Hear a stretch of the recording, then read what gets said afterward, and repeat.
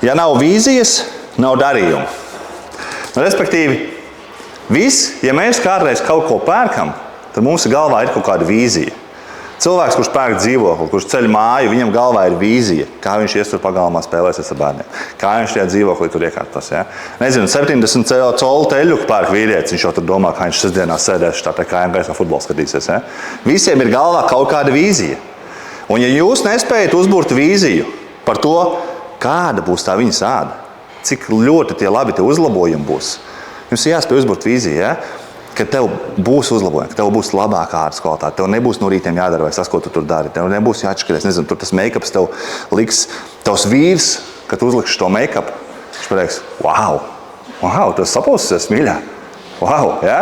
Uzbūrt to vīziju, un tikai tad, kad ir vīzija, ok, jā, nice, vai ne?